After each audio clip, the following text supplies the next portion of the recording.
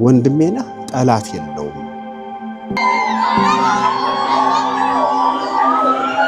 አንበሳውን እንዴት በ16 የሚለው ነገርና ተመዙ አበክር የምናገረው ተመዙ የወጣው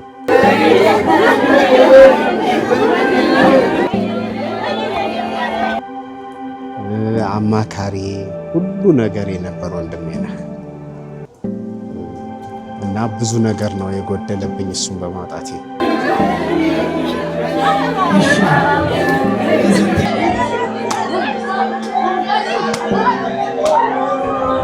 ድንገት ነው ሮብ ማታ 30 ደቂቃ ነው በስልክ ያወራ ነው 24 ሰዓት ሳይሞላ ሐሙስ 12 ሰዓት ላይ መሞቱን ሰማ።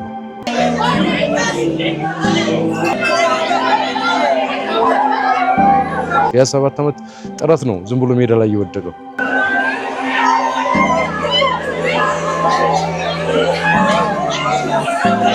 ወንድሜ ነህ ሱቅ ላይ በር ላይ የሚሰበሰብ ሰው ብዙ ነው። ምሳ ለመብላት ምሳ ጋባዥ ነው፣ ራት ጋባዥ ነው። የቸገረውን ሁሉ የሚያስተባበር ነው። የስደተኛ መጠጊያ የሆነ ወንድም ነው። ደሙን ያውጣለት። ደሙ ወደ ሰማይ ትጮሃለች፣ ደሙን ይመልስለት። ልጆች አሉት። እዚህም 3-4 ህንጻዎች አሉት። ሁለተኛ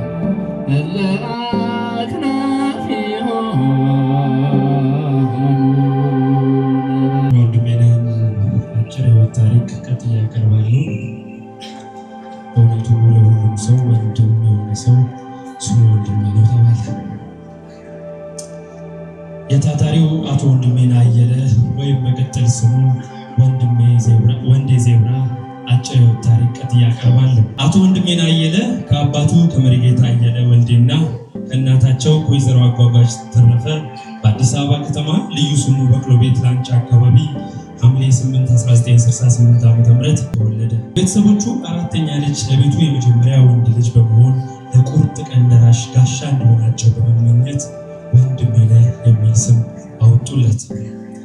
አቶ ወንድሜነህ እድሜያቸው ለትምህርት እንደደረሰ የመጀመሪያና የሁለተኛ ደረጃ ትምህርታቸውን በመጋቢት 28 ትምህርት ቤት እና በንፋስ ስልክ አጠቃላይ ሁለተኛ ደረጃ ትምህርት ቤት ተከታትለዋል። ገና ከልጅነቱ ጀምሮ ለንግድ የተለየ ዝንባሌ የነበረው የስራ ክቡርነትን ከለጋነቱ የተረዳው አቶ ወንድሜነህ ከትምህርት ጎን ለጎን የገብስ ቆሎ ከሳሪስ እስከ ስታዲየም አካባቢ እየዞረ በመሸጥ በአቃቂ ወንዝ አሸዋ በአከፋ በማውጣትና በመሸጥ እንዲሁም በቡና ተራ ቡና ቦርድ አካባቢ በጉልበት ስራና በጭነት ስራ በመሰማራት ላይ ስራን ሳይንቅ የልጅነቱ ቤተሰቡን በማገዝ ለአሁን ጊዜ ወጣቶች ትልቅ አርአያ ለመሆን ችሏል። በመቀጠልም አቶ ወንድሜነህ በ1991 ዓ.ም ጥቂት መነሻ ገንዘብ በመያዝ ወደ ደቡብ አፍሪካ ተሰደደ። ገና በልጅነቱ ለንግድ የተሰጠው አቶ ወንድሜነህ በሰው ሀገርም ቢሆን ስኬታማ ለመሆን ያቀደው ነገር አልነበረም። ቀበቶ በማዞር ስራ ጀምሮ በጆሃንስበርግ ከተማ 3 ትላልቅ ሱቆች በማፍራት አለ የተባለ ስኬታማ ነጋዴም ለመሆን በቅቷል። ወንዴ ዜብራ በሚል ቅጽል ስሙ በኢትዮጵያውያን ማህበረሰብ ዘንድ ታዋቂና ተወዳጅም ነበር። ከራሱ ስኬት ይልቅ የሌሎችን መለወጥ የሚያስደስተው ልበቀናው አቶ ወንድሜነህ በርካታ ወጣቶች በደቡብ አፍሪካ ስራ እንዲይዙ መንገድ በማመቻቸት የብዙዎች ሕይወትን ለመቀየር የበቃ የደግነት ተምሳሌት ሲሆን በስደት ለችግር የሚዳረጉ ወገኖቻችንን በገንዘብ በሀሳብ ከማገዝ በተጨማሪ የወገኖቹ ማረፊያ በስደት የበቀል ጥላ ዋርካ የምስኪኖች የስደት ሀገር አባታቸው ነበር። ከሀገር ቤት ከወጣ ረጅም ዓመታት ቢያስቆጥርም ልቡ ግን ከሀገሩ አልራቀም። አቶ ወንድሜነህ በተወለደበትና ባደገበት አካባቢ በልማት ስራዎች በመሳተፍ በመስራትም የጋሻነት ሚናን ተወጥቷል። አቶ ወንድሜነህ አየለ ስኬቱና ትጋቱ በዓለማዊ ሕይወቱ ብቻ የተገታም አልነበረም።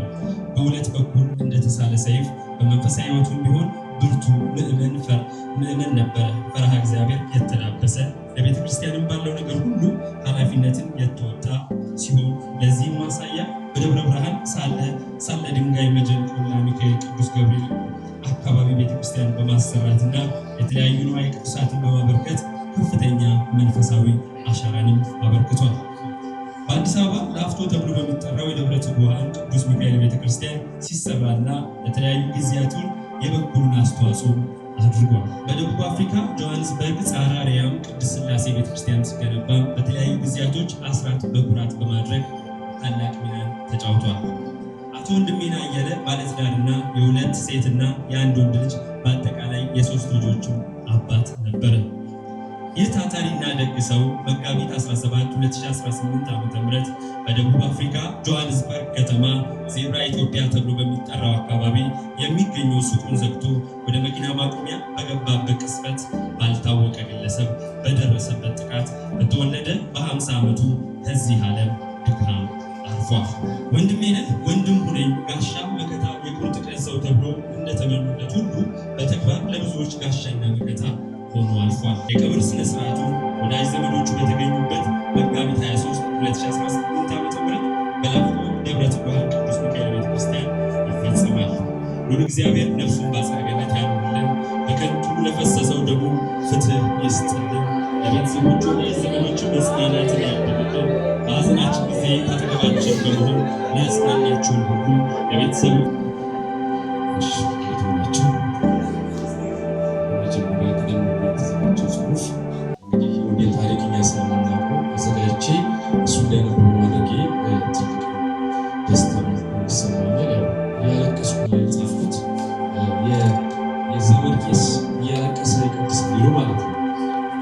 የሐዘን እንጉርጉሮ ወንድሜነህ በ1968 ሐምሌ ሲያስገመግም ሲገባ ክረምት ለተወለደው ልጅ ለጨርቅ ውሸት ወንድሜ ነህ አሉት ስምን ሲሰጡት ወንድም እንዲሆናቸው እናትና አባት መጠጊያ መከታ ለቤተሰብ ጋሻ የወንድምነት ስንቅ ሰጡት ማስታወሻ ወንድሜ ነህ ተብሎ ሕፃኑ ከቀዬው ተነስቶ በአፍሪካ ምድር ጫፍ ስሙ በመግነኑ በበጎነት ተግባር በጥረት የሄኑ ትውልድም አይቶታል በቅርበት በውኑ በሐዘን በደስታ ደግሞ በስደቱ ጣዕሙም ብዙ ያቃለ ኡቡንቱ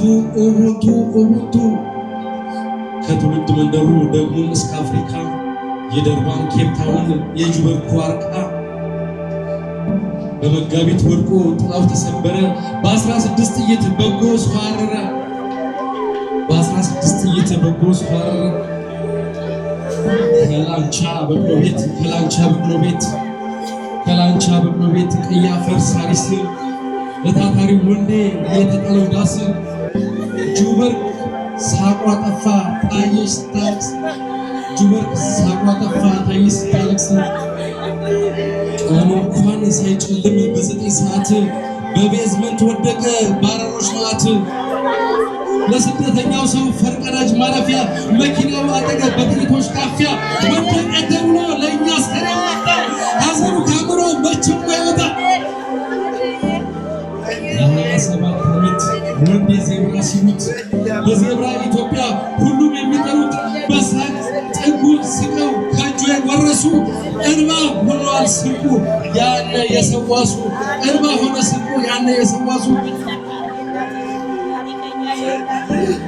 ሩዋንዳ ኬንያ ሞዛምቢክ ተሻግሮ የጁበርክ ፍስሐ ሳቅ አጣ ዘንድሮ 50 ዓመት በምድር ብዙ ዓመት በጥረት በደቡብ አፍሪካ ለ27 ዓመት የኖረው በስኬት ወንዴ ሰውነቱ ምነው ተበሳሳ ሰውነቱ ምነው ተበሳሳ ምን ብሏቸው ይሆን ወርቆ ሳይነሳ ወንዴ ዜብራ ሲሉት በጧት ማለዳ የዓመታት ሰውነት ጠፋን በርብዳ የዓመታት ሰውነት ጠፋን በርብዳ በአዲስ አበባና በደቡብ አፍሪካ ሰው መሆን ዓለም የኖረው የፈካ ከአባቱ ጎን ገባ አደረ በፉጋ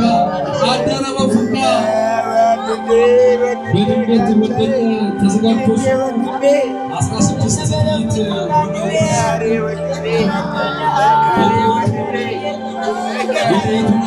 የመዘዙ ሐኪሞች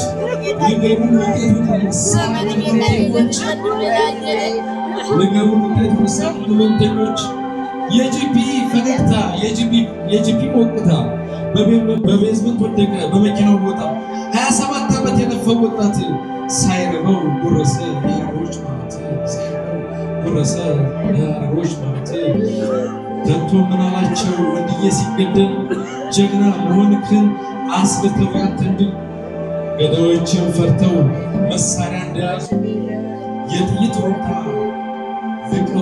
ልቀው አፈሙዙ የገደለ ጥይት ቢናገረው አረሩ ወንዴ ዜብራ ይላል ስምህን እየጠሩ የገደለ ጥይት ቢናገር አረሩ ወንዴ ዜብራ ይላል ስምህን እየጠሩ ወንድም እህቶቹ አብሮ አደግ ጓዶቹ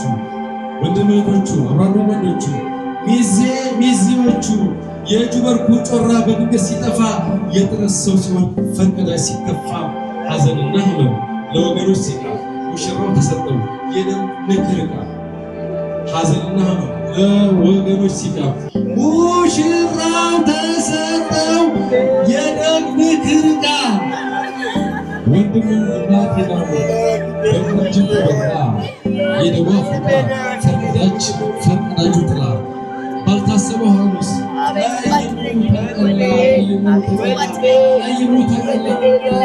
በሕይወት ዘመኑ የብዙ አብሶ ዛሬ ግን መታለን ተገንድሶ ወገን ዘመዶቹ አመቶቹ አረጎቹ ሚዜ ወዳጆቹ ወይ ያላችሁ ሸምት መልባ በሰማይ ቤተክርስቲያን ያው ተቀበረ በሰማይ ቤተክርስቲያን ያው ተቀበረ ሙሽራው ወገኖች አለስታችሁ ፍትህ እስክናገኝ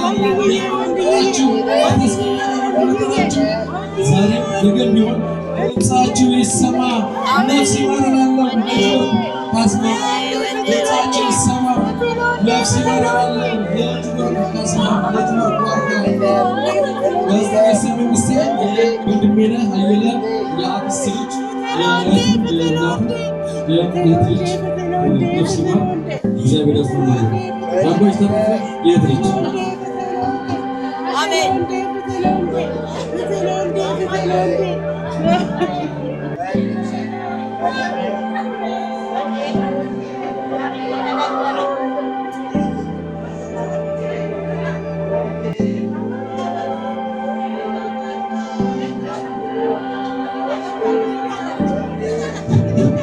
ከዚህ በመቀጠል በመካነ መቃብሩ ላይ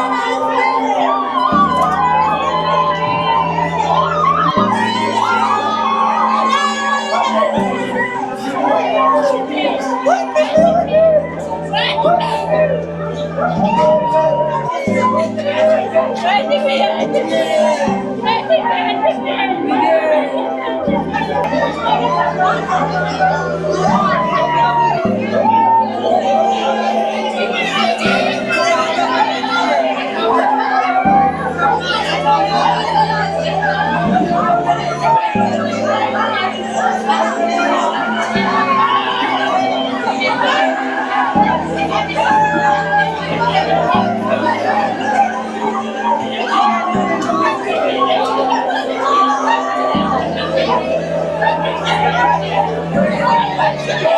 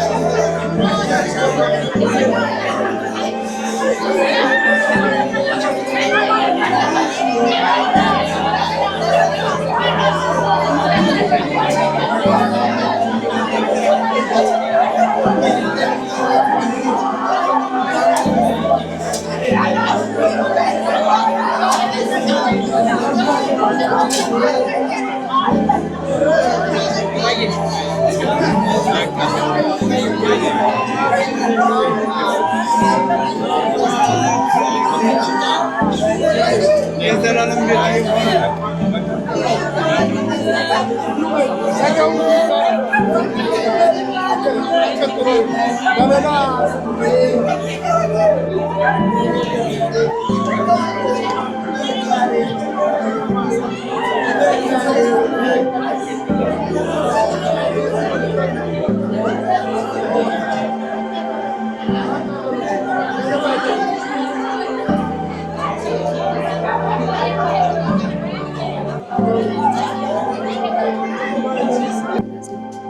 አሜን። ወንድም ኤልያስ ነው።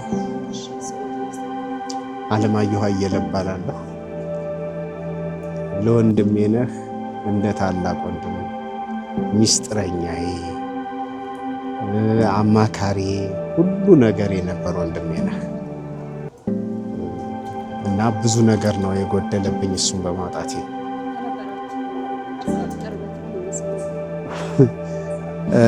ወንድሜ ነህ የባለቤቴ ወንድም ነው፣ ግን ከሷ የበለጠ ለኔ ከወንድምም በላይ ወንድም ነበረ። በቃ ጠዋት ማታ የሚያስበውን እያንዳንዱን ነገር የሚያማክረው እኔ ነኝ። ተወካዩ እኔ ነኝ። ጉዳይ የማስፈጽምለት የምመክረው። በቃ ምን ብዬ ልንገርሽ፣ በጣም ከወንድምም በላይ የቀረበ ወንድሜ ነበር። ወንድም ድንገት ነው ሮብ ማታ 30 ደቂቃ ነው በስልክ ያወራ ነው። 24 ሰዓት ሳይሞላ ሐሙስ 12 ሰዓት ላይ መሞቱን ሰማ። ምንም ይሄን ማለት በርቀትም ስላለሁ እዚህ ስለምኖር እከሌ ይሄን ያደርጋል ለማለት አልችልም።